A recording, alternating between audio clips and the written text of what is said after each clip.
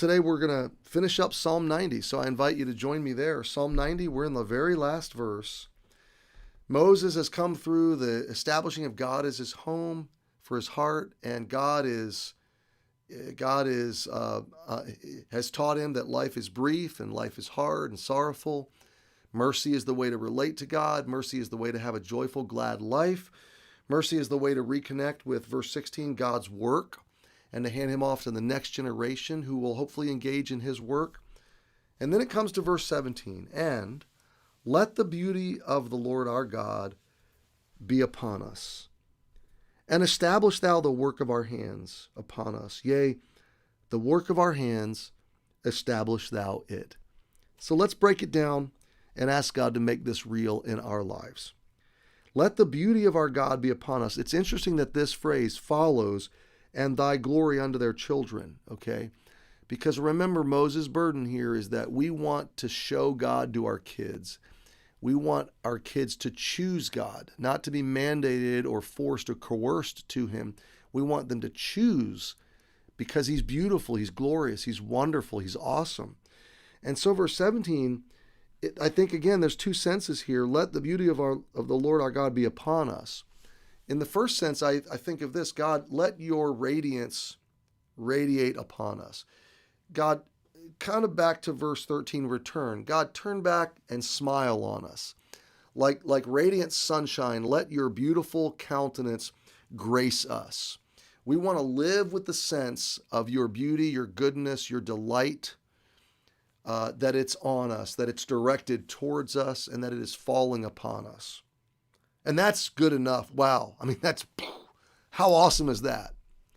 That I can wake up and say, God, I want to sense and experience today your face, your countenance, your radiance in my life.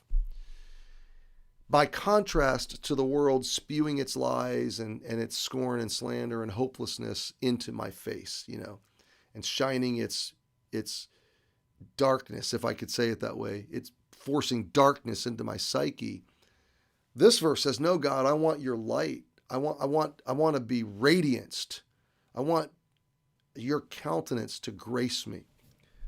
But then verse 17, the second sense of let the beauty of our God be upon us is, okay, this sweater is upon me. I'm wearing it, which means it's visible. It becomes my character quality. It becomes the messaging of my wardrobe. I'm wearing it. It is reflecting outwardly. Okay, it's visible. So I envision this tying to verse 16. If the beauty of the Lord God is upon me, then I'm going to be reflecting that beauty. I'm going to be wearing that beauty. It's going to be my quality. It's going to color me. It's going to shade me. It's going to brand me. Okay. That's a good idea. That's a good concept. What are you branded with? Are you branded with a political party?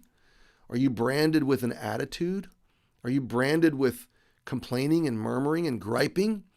Are you branded with the brands of the world and the world's values and the world's ideals? Are you branded with your own sets of idols?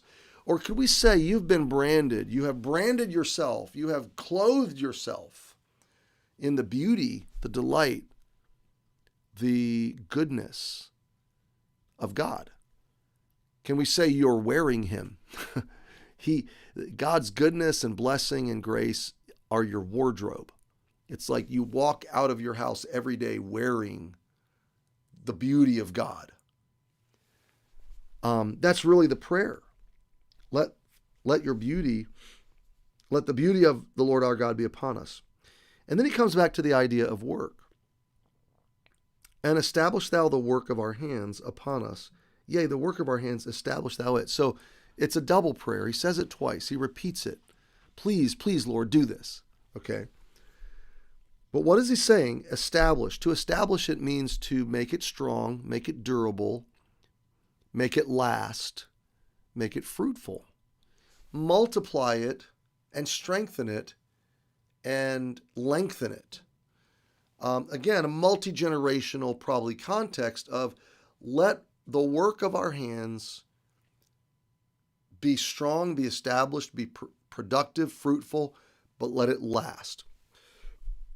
So a number of takeaways. Number one, God has a work for my hands to do today that ties in to the work that he's doing in all of time and space.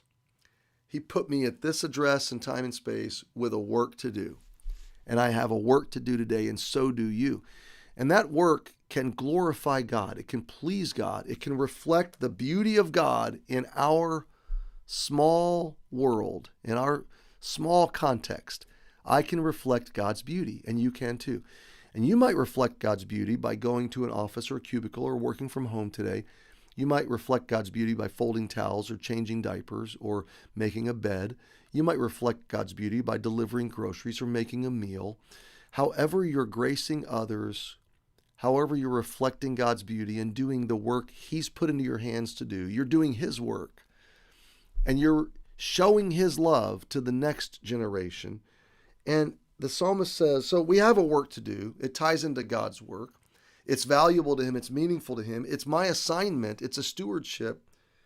And it can be established. It can be strengthened and multiplied and fruitful, and it can have a long and lasting impact. It can have a kingdom impact. It can be established and have, in the sense of redemption and the gospel, eternal impact. The things I do today, in line with the work of God and the will of God and his assignments for me in this moment in time and space, those things have eternal value. Those things will be established by God, multiplied by God, made fruitful by God. Now, when you read the first part of the psalm, you might wonder, why get out of bed? Why live today? What should be my motivation? And you'll never run out. He has given you a work to do that is in line with the work that he is doing. He wants you to wake up, charge up, rest up, fuel up, pray up, and get at it. Go at it. Go at this day, seize this day with a standard of excellence, with a standard of joy and gladness, with a sense of mission and purpose, significance, importance. Go at this day knowing that God is going to establish the good work of your hands and do that good work for his glory. And it will be a source of joy and gladness in your life.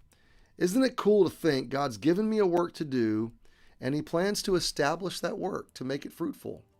Maybe you're just starting that work. Maybe you're young in the curve and you're engaging in that work. But my friends, embrace the assignments. Don't fight the assignments. Don't rebel against them. Don't cast them off. Don't treat them flippantly. No, wake up today as the object of God's mercy, the agent of God's purposes on planet Earth. You're a redeemed child on assignment. So do your assignment with courage and compassion and joy.